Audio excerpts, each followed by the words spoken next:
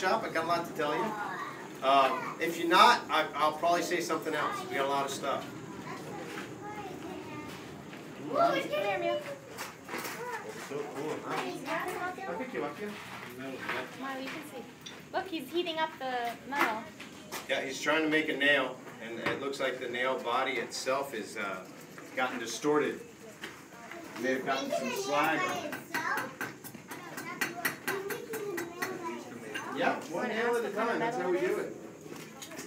Make sure you ask what kind of metal it is. One by one.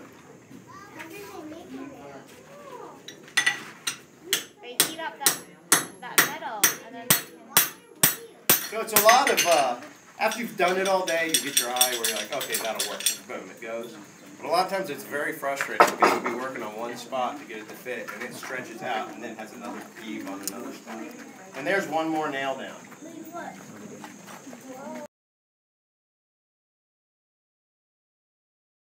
This Like roof, 20 to 30,000.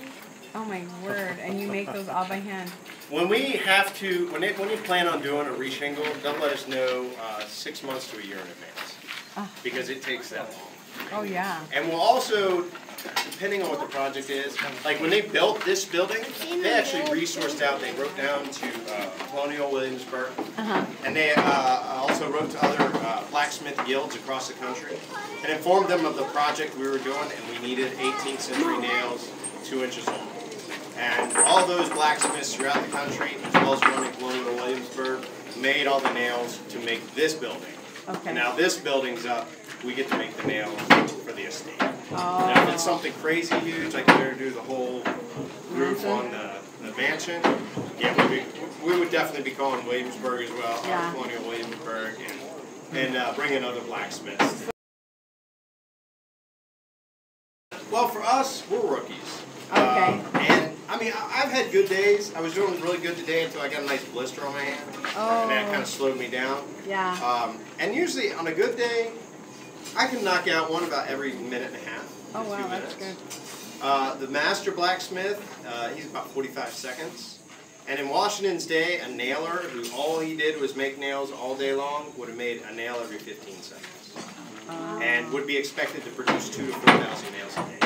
Oh wow. Whereas even in Washington's day, a blacksmith shop like this with a master blacksmith, we may make 800 to 1,000 a day.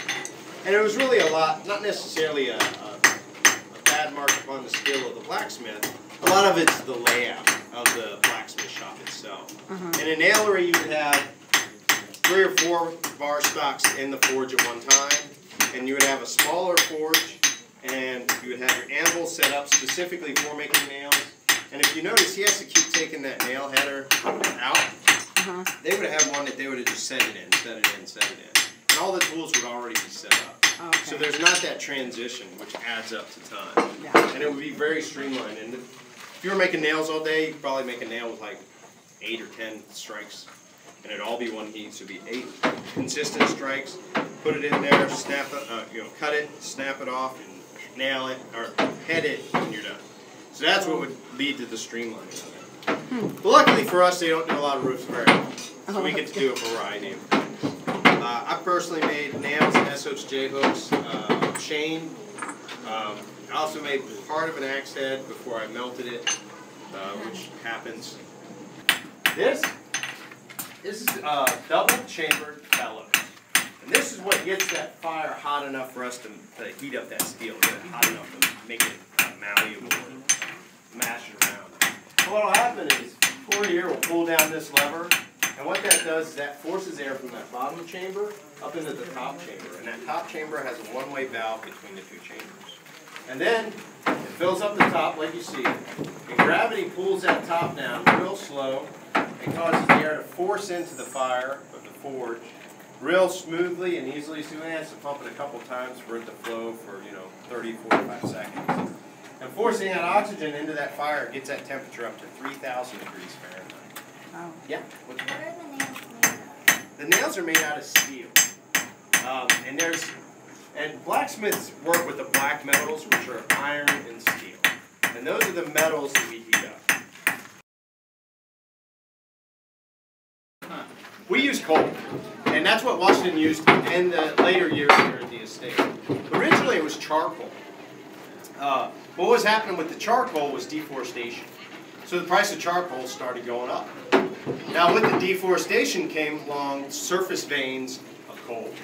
So by the later years of the estate, they started using coal, and it was right there on the surface. They didn't even have to mine for it. And the coal that we got our coal is actually from the same source of Washington got his, although it's actually in mines now, so you have to go underground.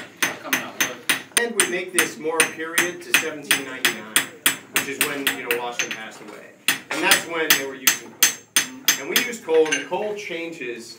What we do is we take what we call green coal, and that's a coal that's out in that bin, and we'll push it up near the fire. And it'll sometimes you see green smoke come out of it, but it's a whitish, greenish smoke that comes out of it. And that's the sulfur burning off. And then once that burns off and a lot of the impurities have been cooked out of it by being near that 3,000 degrees, then we force that in. That actually changes from coal to what's called coke. Now coke is mostly all carbon. It does have some silicates in it. It does have sand. And when that coke gets introduced to the oxygen of the fire, that's what bumps that heat up. If we were just trying to burn the coal, we wouldn't get it quite hot. After the coke is burned, after the coke is burnt off, you end up with what's called a clinker. This is a clinker. And this is all the silicates that are left in it, the sand, and it's basically, in essence, this is glass.